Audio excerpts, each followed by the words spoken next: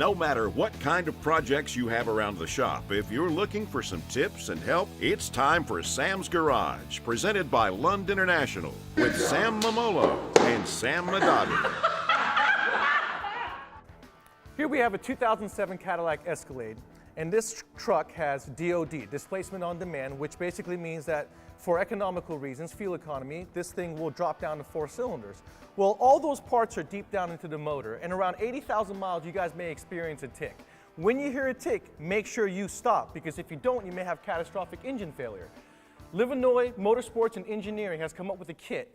In that kit, they provide everything you need to convert this car to basically an LS3 manual motor, and everything you need for the interior to make this a non-DOD on-demand engine. They also provide the programmer so that you get rid of any check engine lights. Let's go ahead and get to work. Part of this Livernois Motorsports and Engineering DOD Displacement on-Demand Elimination Kit, we're going to get everything we need for the valve train. In this case, we've got dual valve springs, titanium retainers, keepers. We've got new valve stem seals because they are different from the factory because we've got the shim at the bottom of the valve springs. And you can see what kind of damage that can occur with the DOD on this motor. We've got a broken valve spring right there. We've already went ahead and replaced the valve springs on this head. We've got one to show you. I'm going to use my valve spring tool. Go ahead and bolt it down. This is a very nice tool. Makes it to where you guys can change out your valve springs both on the car with a compact design, or you can do it on a bench like we're doing here. We're going to just compress our springs, exposing our retainers. Take a little hammer and pop right there. We've gone ahead and removed our locks. Now we can decompress the springs. There's the old parts. We're going to go ahead and grab our valve stem seals. You can see the difference. The valve stem seal is incorporated inside this shim that holds the bottom of the springs. Now what we'll do is we'll put on our spacers at the bottom. They go on first. Then we're going to put on our seals. They need to be tapped in place. So we're going to use a socket and a hammer and very carefully tap them in place. You'll know when you're bottomed out because you can hear the sound change. We're going to go ahead and install our springs. Install our retainers, reassemble our tool.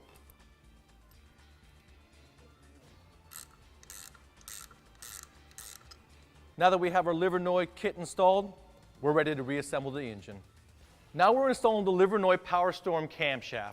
Now with this kit, you guys can get a camshaft of your choice, custom grind per your application. We're going to install the LS7 cam gear, making sure that our timing is perfectly in time. This is very important. We're going to retain our cam sprocket that came with the kit with our ARP cam bolts. Then, once the cam is installed, we're going to go ahead and install our lifters and buckets. Now we're pretty much almost assembled here. We're going to go in with our push rods last. And the reason why you need these is because we have stronger valve springs. So we want stronger push rods in order not to bend them.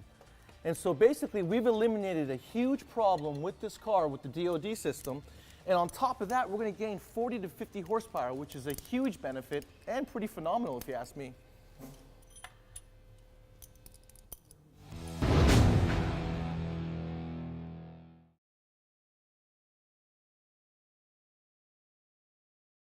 Sam's Garage, presented by Lund International, is being brought to you by Low-Car Performance Products.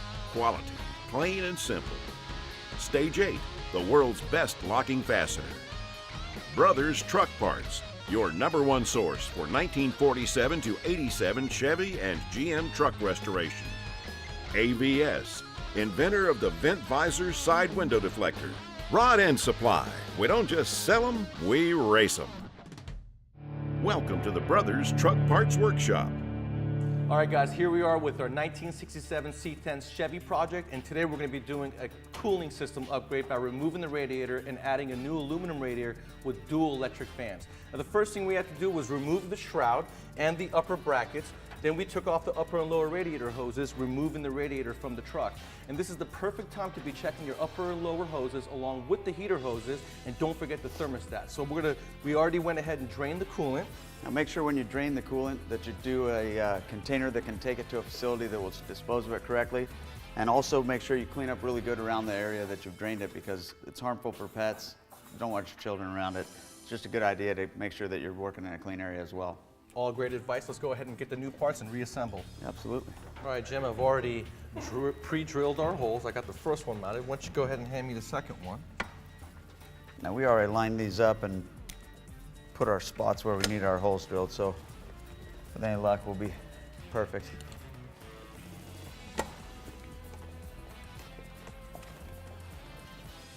Now if you want to just lift that bad boy up, Down to me, downside to me. What do you mean downside to you? This is the side you're putting it on. Yep, that's the downside. Because the harnesses go down. See that? Oh, I was just thinking the inlets are going toward the motor.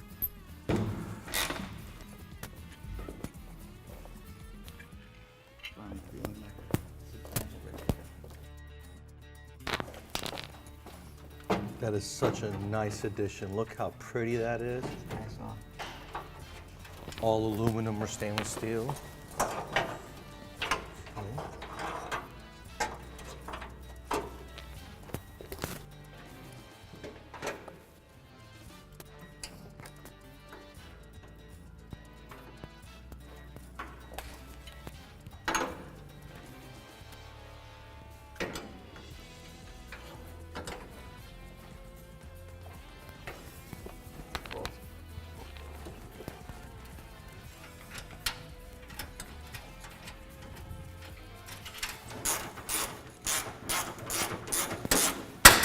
Very cool. Look at how pretty. So nice. Absolutely nice. It's going to be so much more efficient too. Well done. Thanks, man. All right. Okay, now the fan's off. Dual fans are in. Man, that looks really good, Jim. We did a good job. Now, you guys at home, don't forget, we're going to be putting a late model C7 in this car, so we are not going to be reusing the water pump pulley. You guys at home want to make sure to replace your long water pump bolts with shorter ones. Absolutely. And this was an easy install, less than an hour with the two of us. Basically, we just put the lower radiator retainers in with the new pads, and while we had the radiator out on the bench, we put the new dual fans into the new dual fan shroud, put the fan shroud right on, took us 10 minutes. Basically, once that's in, drop that radiator into those lower retainers, put the radiator retainers on the top, and definitely make sure that you center this up. You got to make sure your radiator's centered, make sure that the water pump's going to be right in the center. It's a pretty easy install. And the radiator does come with 4 new retainer brackets, so you want to replace and remove the old ones. All right, guys, now we're going to be controlling those fans with our computer inside the truck. But for you guys at home who are not going to be doing a swap like we are, this kit comes with a complete plug-and-play wire harness with a ground switch that makes easy installation and easy activation of the fans. And this is really a great upgrade. I mean, super efficient, new looking. The engine is not going to have to power that fan anymore. So you've given the engine back some of that horsepower it's losing by spinning that big fan, getting better gas mileage. I mean, it's just an all-around excellent thing to do for a truck. Very cool.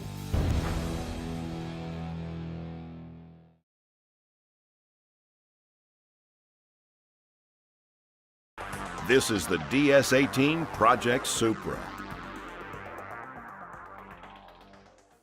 All right, guys, this is the fun part, and this is where it's going to require a little bit of thinking on your side, and you want to slow down and make sure you do this portion correctly. We're installing a Grannis kit for this Supra that basically allows you to install a Tremis 6-speed transmission in the Toyota Supra.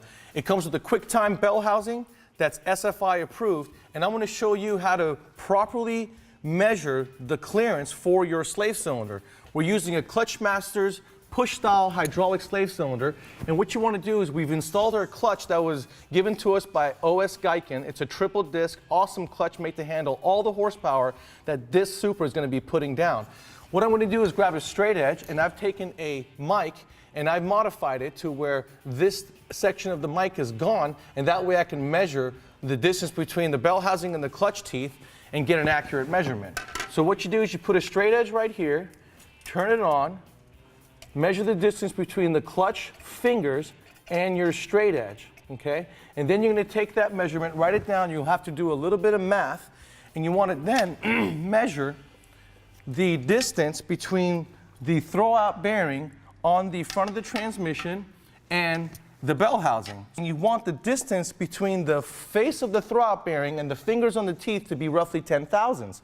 What's really cool is the guys at Grannis has already done the measurement for us, and they provide the shims to go behind the throwout bearing.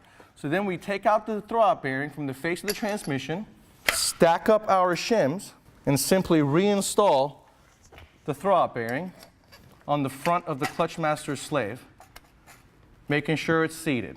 And that will give us everything we need to engage and disengage that clutch. All right, guys, we've come to the most important portion, which is putting all that power to the ground via our Tremec Magnum transmission. When installing any transmission inside the engine where you got to go through a clutch, you always want to make sure to use some silicone brake grease, put it on the splines of the transmission, not leaving any residue behind, so just enough to coat the splines and give it some lube, allowing the discs to move freely. Well, the cool thing about the Magnum is that it's taken a lot of parts and made it to where you guys who are doing engine swaps have a lot of diversity in making this application fit in your particular swap. In this particular case, being that it's a triple disc clutch, it's a little difficult to line up the splines and get the transmission to slip right in. So what we like to do is we'll use longer bolts to walk our transmission in, making it for a simpler installation. And when you do that, you want to make sure that you walk it in slowly so that you don't cause damage on the bell housing of the transmission. And in this case, because we lubed it, look how easy that went in. It's incredible. We didn't even have to use our longer bolts. So now we just go ahead and install our hardware, mating the transmission to the OS Gaikin clutch and the Grannis kit, making this Supra a 6-speed without having to spend $1 million on the factory 6-speed transmission. All right, guys, now we're almost done with the sound system, and let me tell you, the most important thing of any build, whether it be the sound system or the engine, is going to be voltage. You got to make sure your battery is capable of handling everything that you are giving to it. What do you got here, Rob? Tell us about this battery. Well, this is our gel battery technology and the deep cycle battery. Right. This battery replaces 2 acid batteries. It's a non-spillable battery. You can mount it inside the cabin without any hesitations. You're not going to have any fumes, you're not gonna have any spills. It has 55 ampere per hour and 800 cranking power. 800 cranking power, and cold cranking power is what's important on those cold days. You've been running your stereo and you want that car to crank back up, that's what's gonna give you the power to turn that engine. It's gonna be cold cranking amps. Now check out that fuse holder, that's a dual fuse holder. What are those LED lights? Well, this fuse holder actually is protecting both of the amplifiers. When an amp goes bad, that LED turns off. Well, like a fuse pops. Exactly. Okay, we all blow fuses in the sound system because there are times where you turn it up and you're gonna pop a fuse. Well, with the DS18 fuse holder, you've got 2 LED lights that actually turn off when the fuse is blown. Now, what was Diego doing just now? I saw he was installing a backup camera on a 23-year-old car. A license plate frame backup camera. And it's cool because the license plate frame is not the cheap plastic you guys normally see. This is actually billet aluminum, which is very high quality. It's easy installation. You don't have to cut or modify anything about the car. You know, when you're walking around SEMA, you're going to see a lot of great stuff, including a lot of beautiful cars. Tons of people. This place is really crowded. It's a great way to protect your investment. I got Phil Pataki here, my buddy from Car Capsule. Phil, beautiful car you got here. Oh, yeah. Jason Fliss did a great job on that 62 Corvette. Outstanding, outstanding car. So tell us about this. You're protecting the car with this. This is made for use indoors. Correct. The Showcase was an evolution from original product to Car Capsule. The Showcase does so much more because it's freestanding. You can drive in, drive out, it never collapses. Especially for a car of that caliber, that's what you want, a completely touchless car cover solution. Right. And you can constantly change in the air, but you're keeping out the bugs and the dirt and the humidity, all that stuff. Right, well that's the beauty of it, because our fan runs 24/7, 365 for the low price of $1.50 a month. That's awesome. And our pump supports the tubes, and that only runs when it's necessary. sets the quarter PSI, turns on, keeps those tubes always up. And speaking of tubes, those tubes are pretty stout. Show us how stout those things are. I've seen him throw his daughter up there. She's pretty close to 100 pounds. Look at that. And if this is made for use indoors. Now, you've got one for the motorcycle for outdoors. Right. But you coming up with one of these for outdoor use? Well, yeah, this is our 5th year since we debuted this at SEMA. We won 8 international awards for best accessory car care product. And that evolved into the bike showcase and then the bike showcase outdoors. And now these will be made in an outdoor model. So just picture just the way it looks, only with a pitched roof, and it's all opaque. You can't see in it because it's UV rated, UV treated. Right. Well, that's awesome. Now, what's the price point? What do these things start at? Well, that's the great thing about it. I mean, these things only start out at $14.95. Wow. And so for $1,500 to have that kind of protection, something that's going to last you years, and you can see your car. It's never covered up. Yep. So when you got, it's not a car cover, it's a car capsule, really protects your investment. When you got a ton of money in your vehicle, whether it be a motorcycle or a car capsule will protect your investment and make it a joy to have rather than trying to uncover it every time you want to use it. Thanks, man. This was awesome.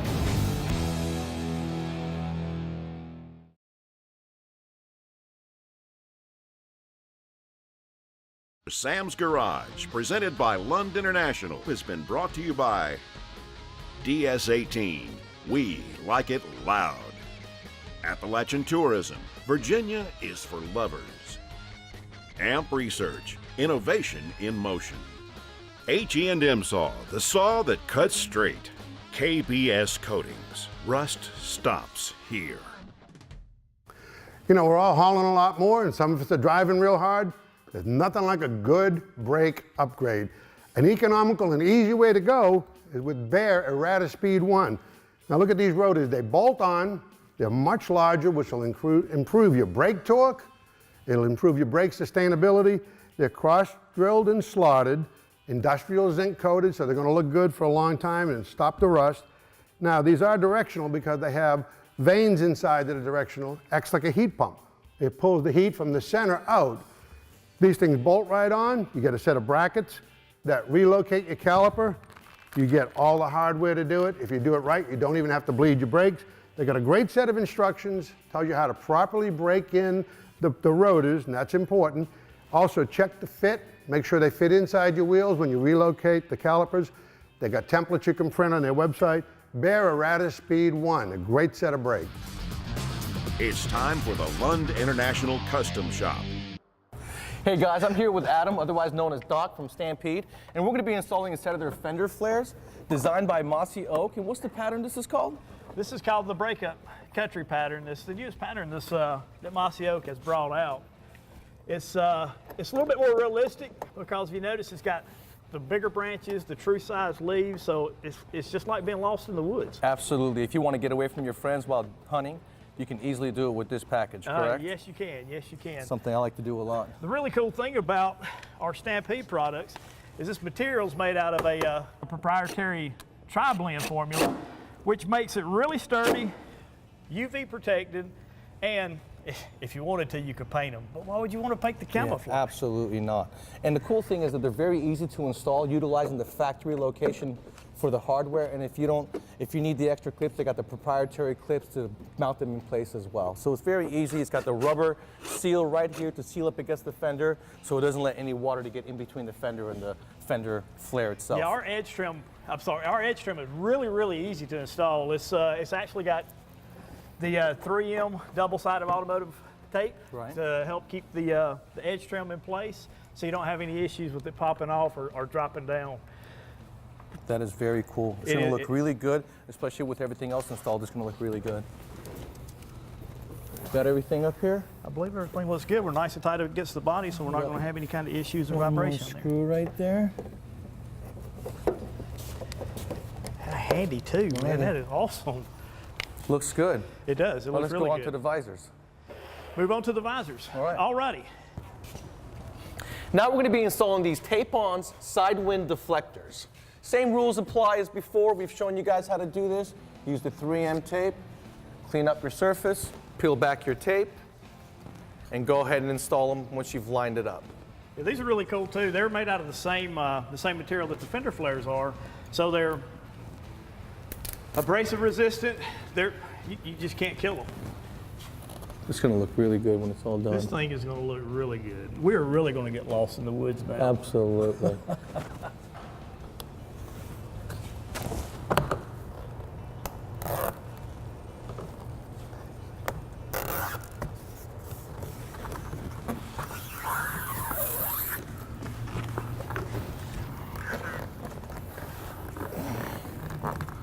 Let me know if you need any help over there.